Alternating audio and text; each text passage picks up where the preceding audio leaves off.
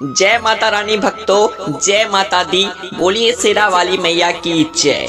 भक्तों, करीब 200 वर्षों बाद एक अत्यंत दिव्य और दुर्लभ संयोग में नवरात्र की अष्टमी और नवमी तिथि पड़ रही है। भक्तों, इस बार की यह नवरात्र की अष्टमी और नवमी तिथि बेहद ही खास और अद्भुत होने जा रही है, क्योंकि इस बार इन दोनों दिनों में धन लक्ष्मी योग, महालक्ष्मी योग, अमृत सिद्धि योग, लाभ योग का निर्माण हो रहा है, जिस वजह से इस बार सभी भक्तों पर माता रानी की असीम कृपा बरसने वाली है। भक्तों, आज की इस वीडियो में हम आपको बताएंगे कि शारदीय नवरात्रि साल 2024 में अष्टमी और नवमी कब पड़ेगी और कन्या पूजन और हवन का समय क्या होगा, और साथ में नवरात्रि व्रत का पारण कब होगा। इसके अलावा विसर्जन आपको किस दिन करना है और वह कौन सी 5 राशियां हैं जिनकी अष्टमी और नवमी नवरात्रि से किस्मत चमकने वाली है, और वह कौन से उपाय है जिनको करने से माँ दुर्गा आपके सभी दुख, दर्द और कष्ट दूर कर देंगी, और कन्या पूजन में ऐसी कौन सी बातें हैं जिनका आपको ध्यान रखना चाहिए, नहीं तो माँ दुर्गा आपसे नाराज हो सकती है। इन सभी बातों की सही, सटीक और संपूर्ण जानकारी आज की इस वीडियो में हम आपको विस्तार से बताएंगे। इसीलिए भक्तों, वीडियो को आखिर तक जरूर देखें। और भक्तों, अगर आप भी अपने जीवन में माता रानी की कृपा पाना चाहते हैं तो वीडियो को लाइक करें और कमेंट बॉक्स में जय माता रानी लिखना ना भूलें। भक्तों, 12 अक्टूबर शनिवार के दिन शारदीय नवरात्रि का समापन होगा, और भक्तों, नवरात्रि में अष्टमी और नवमी तिथि सबसे खास मानी गई है। अष्टमी को माता महागौरी और नवमी के दिन मां सिद्धिदात्री का पूजन करने के बाद इन तिथियों में कन्या पूजन और हवन आदि किए जाते हैं। वहीं मान्यता के अनुसार कन्या पूजन और हवन के बाद ही नवरात्रि का व्रत और पूजा पूर्ण मानी जाती है।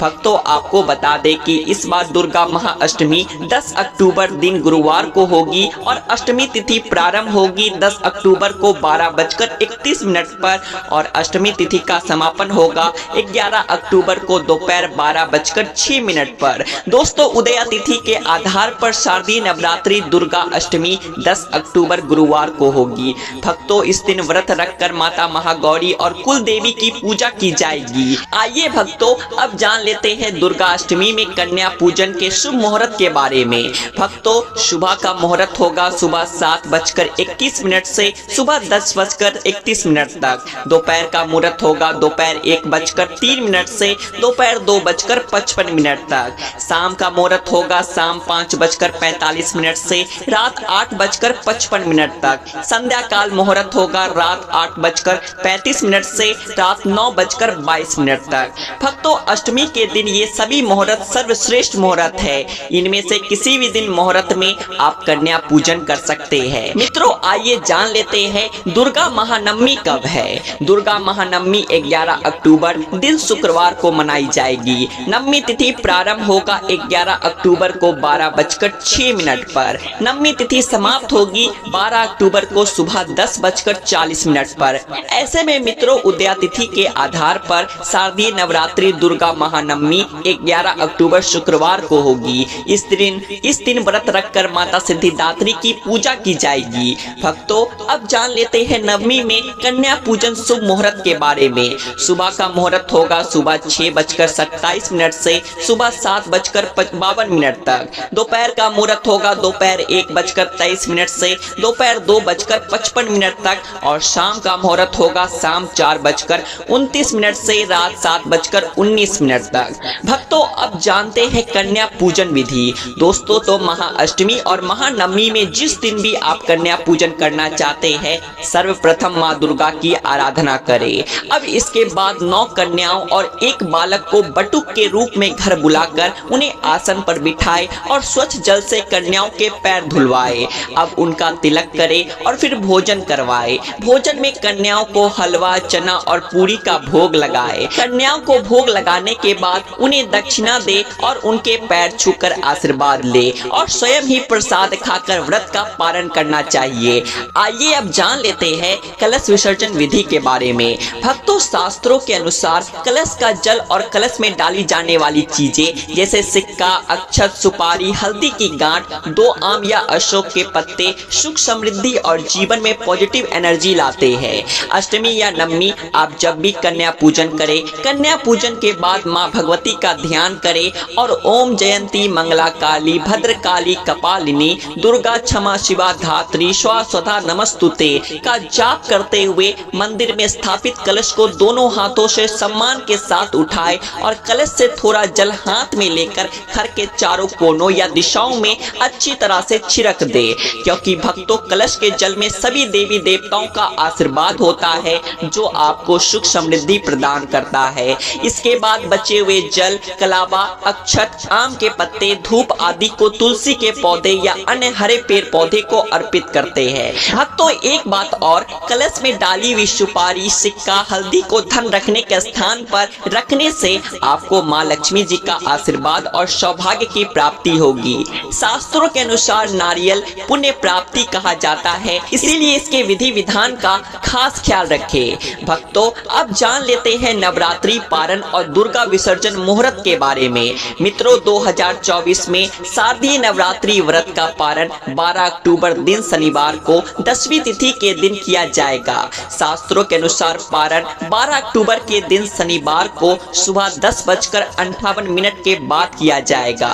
दोस्तों नवरात्रि का व्रत प्रतिपदा तिथि से नवमी तिथि तक करना सर्वश्रेष्ठ माना गया है। दुर्गा विसर्जन मुहूर्त 12 अक्टूबर को दोपहर 1:17 से दोपहर 3:45 तक रहेगा। तो भक्तों अब जान लेते हैं कि वह कौन सी राशियां हैं जिनकी किस्मत महाअष्टमी और नवमी में नवरात्रि से चमकने वाली है। तो इस नवरात्रि पर्व पर लाभान्वित होने वाले भक्तों वीडियो में आगे बढ़ने से पहले कमेंट बॉक्स में सच्चे दिल से जय माता रानी, जय माता दी अवश्य लिखें और आपने अभी तक वीडियो को लाइक नहीं किया है तो लाइक करके अवश्य करें, लाइक अवश्य करें। और हाँ, वीडियो पसंद आए तो माँ दुर्गा के लिए चैनल को सब्सक्राइब करें, क्योंकि भक्तों आपका यह एक छोटा सा योगदान हमें मोटिवेट करता है और हम आपके लिए और भी ऐसी बेहतरीन जानकारी लाने का कठिन प्रयास करते हैं। तो चलिए अब वीडियो में आगे बात करते हैं उन खुशकिस्मत राशि के बारे में। तो सबसे पहली खुशकिस्मत राशि है मेष राशि। तो मेष राशि के लोगों को अचानक से धन लाभ के योग बन रहे हैं। इस शुभ अवसर पर किसी खास व्यक्ति के मुलाकात से इन लोगों को धन लाभ होगा। पुरानी चली आ रही समस्याओं से इस समय छुटकारा मिलेगा। नौकरी पेशा जातकों को नौकरी में अच्छे परिणाम की प्राप्ति होगी, जिससे आपका रुतबा बढ़ेगा। पहले सोचे हुए कार्य बन सकेंगे, रुके हुए कार्य पूर्णता की ओर चल पड़ेंगे।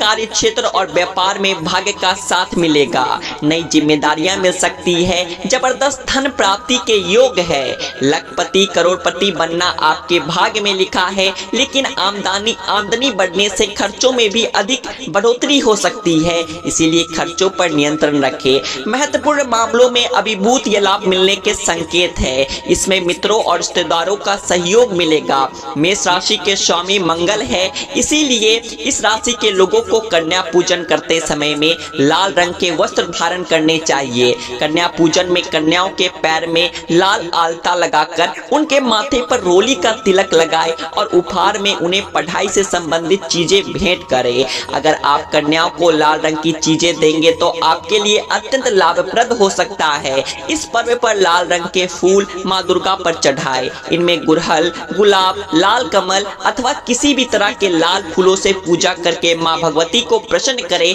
साथ ही दुर्गा सप्तशती का पाठ अवश्य करें। आपको धनवान होने से कोई नहीं रोक पाएगा। वाहन चलाते समय बस थोड़ा सा सावधानी बरते। भक्तों अब इस पर्व की अगली भाग्यशाली राशि है वृषभ राशि। इस बार माँ दुर्गा वृषभ राशि के जातकों पर विशेष कृपा बरसाने वाली है। माँ दुर्गा के आगमन पर वृषभ राशि वालों के लिए समय बहुत ही शुभ फलदायी होने वाला है। अच्छी सफलता मिलने के योग है। धन लाभ के बेहतरीन मौके की तलाश पूरी होगी। आप इस दौरान जिस भी कार्य में हाथ डालेंगे उसमें अच्छी सफलता हासिल करेंगे। इस नवरात्रि के बाद भाग्य का अच्छा साथ मिलने के कारण आपकी हर एक इच्छा जल्द से जल्द पूरी होगी। धन आगमन के मार्ग प्रशस्त होंगे। आर्थिक स्थिति में सकारात्मक सुधार होगा। जैसे कि कहते हैं ना, पैसों में आप खेलोगे। कार्य क्षेत्र और व्यापार में वातावरण पूर्णता आपके अनुकूल रहेगा।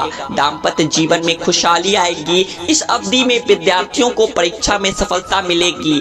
नौकरी पेशा जातकों के प्रमोशन की संभावना है। किसी भी कार्य में हाथ डालने से पहले माँ दुर्गा का ध्यान करें, लाभ अवश्य होगा। वृषभ राशि के स्वामी शुक्र है और उनका जुड़ाव सौंदर्य से माना जाता है।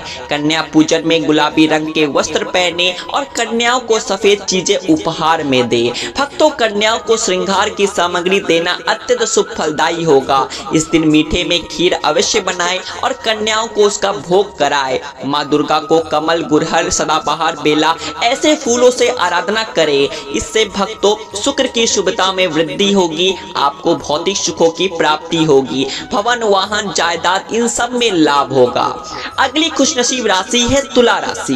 तुला वालों की इस नवरात्रि में नसीब खुलने वाली है। इस नवरात्रि आपके मान सम्मान में बढ़ोतरी होगी। इन 9 दिनों के भीतर कोई शुभ समाचार मिल सकता है जिससे आपकी खुशी का ठिकाना नहीं रहेगा। व्यापार करने वाले जातकों को कोई नया अवसर या फिर नई डील हासिल हो सकती है जिससे आपको बहुत ही अच्छा मुनाफा मिल सकता है। अतिरिक्तता की अच्छी संभावना है। व्यापार में अचानक से वृद्धि संभव है। कार्य में नई जिम्मेदारियां या कार्य स्टार्ट हो सकता है। धन आगमन ऐसे होगा जैसे कहते हैं ना, आपकी झोली कम पड़ जाएगी। सब आपके सोच के बाहर होगा, मानो धन की वर्षा होगी। लेकिन काम में, व्यापार में सोच विचार करके कार्य करे, भावुकता में आकर निर्णय ना ले। परिवार का सहयोग मिलेगा, जीवन साथी का अच्छा साथ मिलेगा, नए रिश्ते में बनने का मौका मिलेगा। भक्तों, तुला राशि का स्वामी शुक्र को माना जाता है, इसलिए कन्या पूजन में कन्याओं को सफेद चीजें जैसे खीर या कलाकंद खिलाएं और उन्हें सफेद चीजों का दान करें। कमल, गेंदा, गुड़हल, जूही, हर श्रृंगार, सदाबहार, चमेली ऐसे पुष्पों से मां भगवती की आराधना करके उनकी अनुकूलता और शुक्र की कृपा प्राप्त की जा सकती है। मौसम के बदलाव के कारण सेहत पर असर पड़ सकता है, तो थोड़ी सावधानी बरते। भक्तों, अब अगली खुशनसीब राशि है कुंभ राशि। कुंभ राशि वालों के लिए पिछले कुछ समय भले ही परेशानियों से भरे क्यों नहीं रहे हो, लेकिन शादी नवरात्रि के समय आपके अनुकूल होने की स्थिति बन रही है। आपकी नौकरी में आने वाली मुसीबतें दूर होगी और आपके विरोधी आपके पक्ष में आ जाएंगे। व्यापार में आया हर संकट दूर होगा, क्योंकि धन की ऐसी वर्षा होगी आपने कभी सपने में भी नहीं सोचा होगा। लखपति तो क्या करोड़पति तक बनने जैसी स्थितियां पैदा होंगी, लेकिन निवेश सोच समझकर विचार करके ही करे। निर्णय लेने में जल्दबाजी ना करे, अपरिचितों से ना उलझे और ना ही ऐसे किसी व्यक्ति पर भरोसा करे। आपके मित्र भी परेशानियां बढ़ा सकते हैं। शनि की साढ़े साथी चल रही है, लेकिन शनि महाराज अब सलभिता नक्षत्र में पहुंचे हैं। वे प्रभावशाली और ताकतवर बन गए हैं। आपकी राशि के स्वामी वैसे भी शनि है। जीवन में भी जो भी दिक्कतें आ रही है वह सब दूर होगी। शनि महाराज आपको शारीरिक और मानसिक दृष्टि से ताकतवर बनाएंगे, तो सारे शुभ संयोग आपके जीवन में बदलाव लेकर आएंगे। तो गेंदा, सभी प्रकार के कमल, गुड़हल, बेला, चमेली से माता रानी माँ भगवती की आराधना करके उनकी कृपा और शनि दोषों से मुक्त होने की मनोकामना भी पूरी की जा सकती है। भक्तों, कुंभ राशि के लोग अगर किसी एक कन्या को यथाशक्ति सोने की कोई छोटी मोटी वस्तु दान में देते हैं तो यह आपके लिए अत्यंत शुभ कारक होगा। या फिर आप कन्याओं को वस्त्र और पढ़ने की सामग्री उपहार में दे दे और कन्या पूजन के समय में नीले वस्त्र पहने। तो भक्तों, इन 4 राशि वालों के सितारे बुलंदियों पर है। धनवान बनने से कोई नहीं रोक सकता, लेकिन इसका मतलब ये नहीं है कि बाकी 8 राशि वालों के लिए यह समय ठीक नहीं है। या 4 राशि वाले सबसे ज्यादा लाभ पाएंगे। उसके बाद मकर और धनु वालों के लिए भी यह समय शुभ रहने वाला है और मिथुन, कर्क, कन्या, वृश्चिक, मीन और सिंह राशि वालों के लिए यह समय मध्यम फल देगा। तो बाकी राशि वाले निराश ना हो, सच्चे मन से माँ की आराधना करें। आपके दिन भी बदलेंगे और आप तरक्की भी करेंगे और लगन और मेहनत सच्चे दिल से करिए। आइए भक्तों, अब जान लेते हैं अष्टमी और नवमी तिथि की माँ महागौरी और माँ सिद्धिदात्री की व्रत कथा, जिसको सुनने मात्र से आपकी सभी कामनाएं पूर्ण हो जाएंगी। भक्तों, पौराणिक कथा के अनुसार माँ पार्वती ने भगवान शिव को पाने के लिए जीवन में कई हजारों सालों तक कठोर तपस्या की थी। तपस्या के दौरान उन्होंने जल और अन्न को त्याग दिया था, इसीलिए उनका शरीर काला पड़ गया था। माँ पार्वती की तपस्या को देख भगवान शिव प्रसन्न हुए और उन्होंने माँ पार्वती को अपनी पत्नी के रूप में स्वीकार किया। भक्तों, तपस्या के दौरान शरीर काला पड़ने की वजह से महादेव ने उन्हें गंगा जल से पवित्र किया। गंगा जल के कारण उनका शरीर गौर वर्ण हो गया, जिस कारण वह महागौरी कहलाई। भक्तों, माँ दुर्गा का आखिरी स्वरूप सिद्धि सिद्धिदात्री है या माँ दुर्गा जी की 9वीं शक्ति है। माँ सिद्धिदात्री व्यक्ति को सिद्धि प्रदान करती है। अगर इनकी पूजा विधि विधान और पूर्ण निष्ठा के साथ की जाए तो व्यक्ति को सभी सिद्धियों की प्राप्ति होती है। साथ ही ब्रह्मांड पर पूर्ण विजय प्राप्त करने की हिम्मत भी व्यक्ति में आ जाती है। देवी पुराण में कहा गया है कि माँ सिद्धिदात्री की कृपा से ही शिव शंकर ने सिद्धियां प्राप्त की थी। या माँ की ही अनुकंपा थी कि भगवान शिव का आधा शरीर देवी का हुआ। इन्हें अर्धनारीश्वर कहा गया। इसीलिए नवरात्र के 9वें दिन इनकी पूजा में असंभव कार्य को भी संभव कर सकते हैं। इसीलिए अधिकतर जितने भी जातक है, साधक है, सिद्धि प्राप्त करने वाले साधक माँ सिद्धिदात्री की ही पूजा करते हैं। और माँ कभी भी, चाहे असुर हो, चाहे मानव हो, चाहे दानव हो, चाहे कोई भी हो, किसी के साथ भी ये भेदभाव नहीं करती, सभी को ये सिद्धि प्रदान करती है। इनका जो बीज मंत्र है, या देवी सर्वभूतेषु माँ सिद्धिदात्री रूपेण संस्थिता नमस्तस्यै नमस्तस्यै नमस्तस्यै नमो नमः। अधिकतर लोग जो सिद्धि की प्राप्ति करना चाहते हैं, तो अगर आप सिद्धि प्राप्त करना चाहते हैं तो माँ सिद्धिदात्री की आराधना करना शुरू कर दे। और जो बीज मंत्र बताया है हमने, इस बीज मंत्र का जितना ज्यादा हो सके जाप करें। इस बीज मंत्र का जाप करने से आपको 8 प्रकार की सिद्धियों और 9 प्रकार के निधि की प्राप्ति होती है। तो भक्तों, यह वीडियो यहाँ तक देखने के लिए आपका कोटि कोटि नमन। आशा करते हैं माँ दुर्गा की असीम कृपा आप सभी भक्तों को मिले और माँ के आशीर्वाद से आप सभी अपने जीवन में एक नई बुलंदियों को हासिल करें।